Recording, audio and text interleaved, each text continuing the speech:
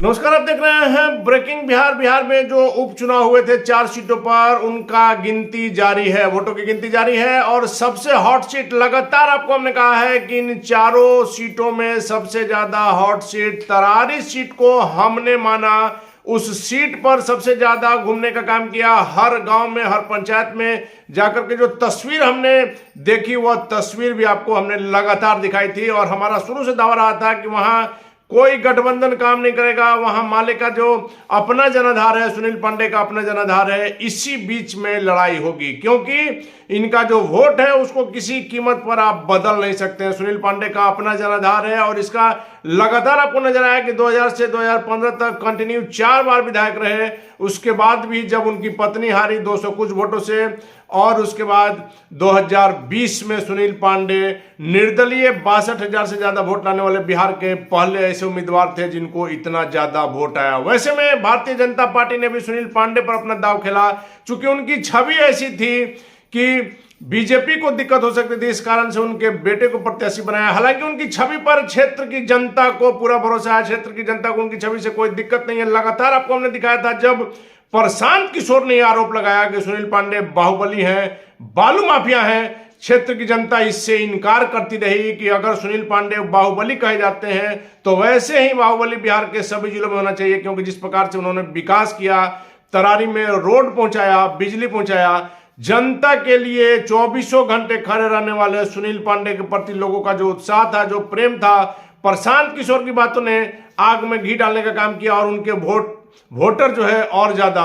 एकजुट हुए। सुनील पांडे से भी जब हमने बात किया, प्रशांत किशोर के सवालों का जवाब जानना चाहा, तो उन्होंने साफ तौर पर कहा कि बालू का तो धंधा मैंने कभी किया नहीं है, बाहुबली लोग क्यों कहते हैं हम नहीं जानते हैं। क्षेत्र की जनता से आप जानिए, वहां जो लोग थे उनसे जब हमने जानने का प्रयास किया, सबों का यही कहना था कि नेता हो तो सुनील पांडे हो। पिछली बार किस गलती से हारे नहीं कह सकते हैं, लेकिन इस बार उनके बेटे हैं, उनकी जीत तय है। और आपको हमने लगातार कहा है जब भी तरारी में घूम रहे थे कि सिर्फ औपचारिकता है, माले से हालांकि लड़ाई है, लेकिन जीत तय है सुनील पांडे के बेटे विशाल प्रशांत की। चिराग पासवान भी वहां घूमे थे और लगातार हमने अभी आपको कहा है कि पांडे बंधु, हुलास पांडे पूर्व एमएलसी, सुनील पांडे पूर्व विधायक का जो जलवा है, जो उनका जनता में एक विश्वास है, पूरे शाहबाद में, सिर्फ तरारी में और ब्रह्मपुर की हम बात नहीं कर रहे हैं, पूरे शाहबाद में पांडे बंधु का जो जलवा है उससे इनकार नहीं किया जा सकता है। जो उन लोगों का जनता में एक विश्वास है उससे इनकार नहीं किया जा सकता है। और इसी का परिणाम है कि आज जनता ने विशाल प्रशांत की जीत पर मोहर लगा दी है। जिस प्रकार से चिराग पासवान गए थे, मुख्यमंत्री नीतीश कुमार भी गए थे और उनकी सभाओं में जो भीड़ उमड़ी थी, हमने चिराग से सवाल भी किया था कि चिराग पासवान जी, जब एनडीए संकट में रहता है तब आपको याद किया जाता है और आप जहां जाते हैं एनडीए को संकट से निकाल देते हैं, तो क्या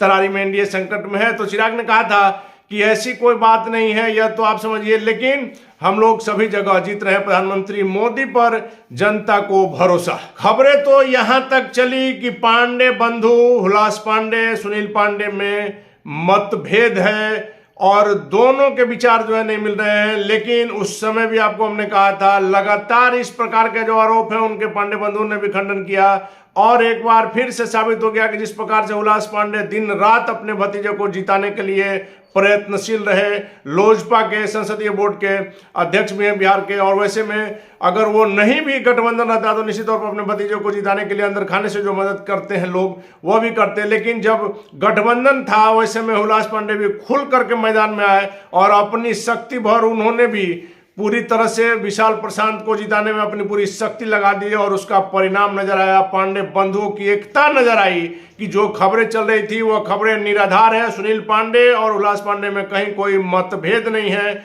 और दोनों की ताकत ने एक बार फिर से तरारी पर विजय पा ली है। अगले साल बिहार विधानसभा का चुनाव होने वाले हैं, वैसे में शाहबाद एरिया में पांडे बंधु की एकता क्या कुछ असर खिलाएगी, क्या कुछ असर दिखाएगी एनडीए को उस इलाके में बढ़त बढ़ाने में? क्योंकि जिस प्रकार से भारतीय जनता पार्टी ने सुनील पांडे पर भरोसा किया और सुनील पांडे उस भरोसा पर 100% खड़े उतरे, वैसे में 2025 के चुनाव में पांडे बंधु का क्या कुछ जलवा रहेगा शाहबाद इलाके में, देखने वाली बात होगी। फिलहाल अपन रहे ब्रेकिंग रिएक्शन।